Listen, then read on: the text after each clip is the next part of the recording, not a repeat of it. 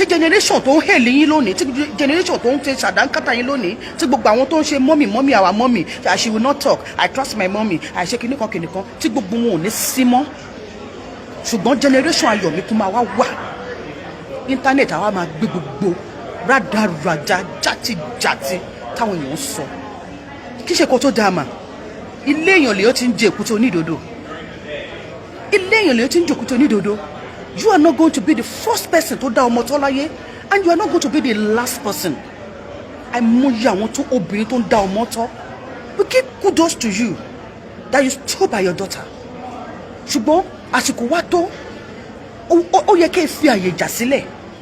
Bó ti wù kó rí, Ọlọ́run ló fún yín tọ́ náà, kì í ṣẹ̀yìn, kì í ṣagbára yín.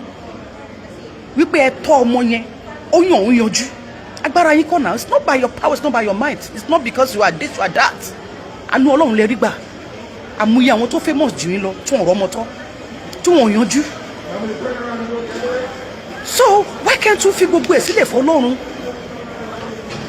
Èmi mọ̀ pé tí ẹ bá pe ọmọ yìí gẹ́gẹ́ bí ìyá, kẹ́ ẹ pé jókòó, kẹ́ ẹ bá sọ ètò ìjòòtọ́ ọ̀rọ̀ pé wá ọ̀rọ̀ níkọ́ ọ̀rọ̀ ńlá ni. Torí ohun gbogbo tá a bá ṣe lónìí ìtàn ló máa padà dà. Nígbà tẹ́ ẹ̀ bá ní sí mọ́, kí lè wá fẹ́ kọ́mọ yìí máa face? Kí lè fẹ́ káwọn ọmọ yín kó máa face? Ojú wo lè fẹ́ kí àwọn ọmọ yín kó máa fi wo ọ̀rọ̀ yẹn lẹ́yìn wá ọ̀la? Gbogbo àwọn tí ò tó sọ dásọ̀rọ̀ yín, àwọn tí gbèsè ayé wọn dẹ́tì ju ti yín lọ, wọ́n wá ń jáde wọ́n tọ́ oríkì wọn kàn ń tòtòkùtò lẹ́nu.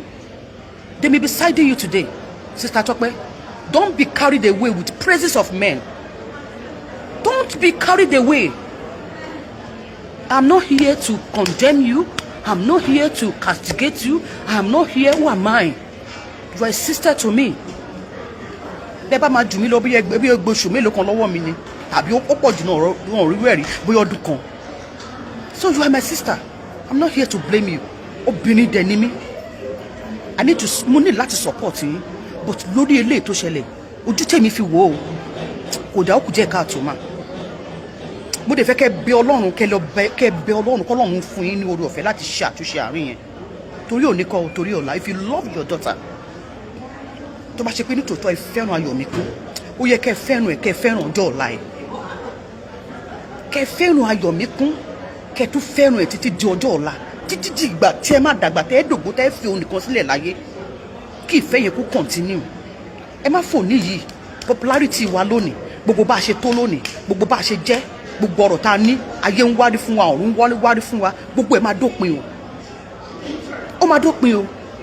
Ó máa kú Ayọ̀míkún nìkan àtòun àtiwá ẹ̀. Ẹ jọ̀ọ́ nítorí Ọlọ́run, my dearest sister, ẹ lọ ṣàtúnṣe o. Torí pé àwọn family bàbá Ayọ̀míkún, wọn ò ní fojú rẹ̀ wò yín bó ti wò ó mọ́. Wọn ò ní fi ojú rẹ̀ wò yín. Aṣọ ànùdí èèyàn mẹ́rin lè ọ̀fẹ́ máa fìdí hàn. Lóòótọ́ a lot of people are hailing you. Lábẹ́ àwọn tó ń ṣe oríṣiríṣi nípa àwọn tó ń sọ oríṣiríṣi nípa yẹn, àwọn péjì mi máa wo àwọn kọ́mẹ̀ntì mi lọ rẹ́gbẹ́dẹ́. Àwọn tó ṣe wípé ìgbé ayé wọn burú ju ti yín lọ, past wọn bad. Àwọn ló kún orí péjì yẹn tá máa ṣe hey good, I can't wait kí bàbá àwọn ọmọ mi, kí Ọlọ́run ràn mí lọ́wọ́ kó ṣe kíní báyìí. Mi ò ní pe ọkọ mi sí, mi ní pe bàbá àwọn ọmọ yẹn síbẹ̀. Ojú wọn ló máa ṣá máa pẹ́pẹ́ dem lábẹ́lẹ̀. Who does that? Who does that? You are a Christian, ẹ kì í ṣe aláìgbàgbọ́. Majority àwọn tó dẹ̀ ń hèlì yín gbogbo wọ̀nyí, they are unbelievers. They are unbelievers. Please, my sister, ẹ lọ ṣàtúnṣe o. Ẹ má sọ pé ọ̀rọ̀ tí mò ń sọ ọ̀rọ̀ rúnrún ni o, because I'm not siding you now. Ẹ má sọ wípé báwo tèmi báwo. Ẹ lọ ṣàtúnṣe o. Gbogbo ọ̀nà tí a bá lè gbà ó ní kẹ́ lọ fi ṣàtúnṣe. Gbogbo àwọn ó dá gan tó kinní tó ń ṣe kí mélòó ni wọ́n gbọ́mọ wọn sórí kinní tó ń bẹ̀ sí ní tó ń drag àwọn ọmọ wọn for what? Why tó bá pẹ́ nífẹ̀ẹ́ ọmọ yín ni ṣé máa gbọ́mọ síta kó máa drag ọmọ yín? Kó máa drag paternity ọmọ yín for what? Nítorí kíni? Kí lẹ fẹ́ proof ayé? You are not the first person to máa dánmọ́ tọ́. You are not going to be the last person. Èmi náà dánmọ́ tọ́ bí ni. Àbí òye ń sì báyìí. Olúkálùkù ló ní ìdọ̀tí ẹ̀ lábẹ́lẹ̀. You don't need to bring your own outside. for what? ẹ má fi ìkanra ìyàtẹ̀ jẹ ohun tójú yín rí, ẹ má jẹ́ kó má bà future ọmọ yẹn jẹ́ o.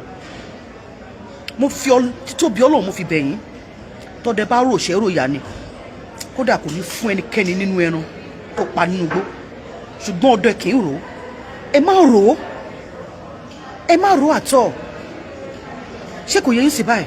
Ọlọ́run ló fún yín ní ayọ̀míkún tọ́, ó dẹ̀ jẹ́ kí ẹ jèrè lórí ẹ̀. lóòótọ́ ká ní kọ́kọ́ ṣẹlẹ̀ sọ́mọ yẹn ni, kò sẹ́ni tó máa sọ pé ó ní bàbá kan síbì kan, àbí òye ń sì báyìí. ṣùgbọ́n mo fẹ́ kẹ́ ẹ dá gbogbo ògo padà sọ́dọ̀ Ọlọ́run tó ní gbogbo ògo. òun ló fún yín ní ayọ̀míkún tọ́, kì í ṣe agbára yín, kì í ṣe bẹ́ẹ̀ ṣe tó. tẹ́ ẹ bá tọ́ tí ò gbẹ̀ kọ̀ọ̀kan tó yàyàkuyà tó yọ ọmọkọ́mọ, kí lẹ fẹ́ ṣe sí? you can do nothing. bó torí pé Ọlọ́run ṣàánú ayé, ẹ̀rọ àánú gbà lábẹ́ igi àánú, òun ló jẹ́ kí ọmọ yẹn kó yanjú. àdúrà yín gbà. ẹni tó bá mọ ẹni tí kòkó ẹ̀ bá yé wọn lòun ló mọ̀ ọ́ lọ. àdúrà yín gbà. kí lẹ dẹ̀ wá fẹ́ gbà sí? ó yẹ kẹ́ dá gbogbo ògo padà sọ́dọ̀ ẹni tó ní ògo ni. ṣùgbọ́n ṣe rí àṣeyọrí eléyìí báyìí sí, ó ti wá ní kọ́lọ́fín nínú. àṣeyọrí tó bá ti mú kẹ́ gbogbo ẹnu máa kún, ẹni tó yẹ kó sọ̀rọ̀ sí, ẹni tó yẹ kó sọ̀rọ̀ sí, tí ogun wọn jáde tó ń ṣe yẹ̀yẹ̀, tó ń ṣe hùn, tó ń ṣe ibi kinní kan. no, it's not good. kó dá mà, kó dá. torí tí Ọlọ́run mo fi Kristi ọmọ Ọlọ́run mo fi bẹ̀ yín Sister Tọ́pẹ́, mo fi Ọlọ́run tẹ́ ẹ sọ pé ó pè yín tó wọ́n yín níṣẹ́ yìí, mo fi bẹ̀ yín o. ẹ jọ̀ọ́ ẹ jẹ́ ogun mi kí gbogbo àwọn tó kóra wọn síta bíi kinní wọn tó sọ yín di ìjẹ. wọ́n bẹ̀rẹ̀ sí wọ́n fi yín powó kiri lórí social media, wọ́n fi ayé ọmọ yín pa owó. kójú kó bá wọlé kó wà nǹkan mi sọ, kó bá wọlé kó wà nǹkan mi sọ. ẹ jọ̀ọ́ ẹ má dúró ní dúró pé I trust my mommy, mommy Tọ́pẹ́ Àlàbí, she will not come out, let them be ranting. ẹ má dúró lórí yẹn o. ṣé mo nígbà ìgbà ọ̀rọ̀ Yínká Aláṣeyọrí, ẹ wo bọ́n ṣe drag yín látòkè like I better pass my neighbor generator. ẹ wo bọ́n ṣe drag yín, eventually ẹ padà jáde síta, ọ̀rọ̀ yẹn die down. ẹ wá bẹ́ẹ̀ ṣe máa ṣe léyìn náà o. this has to be, it has, oh my God. ẹ wá bẹ́ẹ̀ ṣe máa ṣe léyìn Sister Tọ́pẹ́ o, ń ká mi lára ni o. torí ọ̀rọ̀ ṣùnùkùn lọ̀rọ̀ yìí, ojú ṣùnùkùn là á fi wò ó. ìlú gángan dẹni, ibi tó kọjú sí àwọn kan ọ̀tọ̀ ní ibi tó kọ sẹ́lòmíì, ibi tó kọ sọ́pọ̀lọpọ̀ ìsìn òní ló kọ sí wọn tí wọ́n ń wò. wọn ò wo ọ̀la, wọn ò wo ọjọ́ ọ̀la Ayọ̀míkún, wọn ò wo ọjọ́ ọ̀la Ayọ̀míkún. because of your popularity, because of the love everybody has for you, òun sentiment ló pọ̀ ní gbogbo nǹkan tẹ́lẹ̀ táwọn tó ń bọ́ síta tí wọ́n ń gbè lẹ́yìn yìí. sentiment ni o. èmi ò bá yín, mi ò sọ wípé ní tí bàbá Ayọ̀míkún ṣe o mi ò ló dá o. ẹ má ṣì mí gbọ́ o. kẹ́yìn agbọ̀rọ̀ mi rò, ẹ̀yin agbọ̀rọ̀ dùn, ẹ̀yin online in-laws, kẹ́ tó tún jáde wá bá mi, bẹ́ẹ̀ bá jáde wá bá mi, ẹ bá mi lé bí ìbọn ni mo wà. ẹ bá mi lé torí ẹ̀yin kan ni mò ń bá sọ̀rọ̀. Sister Tọ́pẹ́ Àlàbí àti ọmọ ẹ̀ ni mo bá sọ̀rọ̀.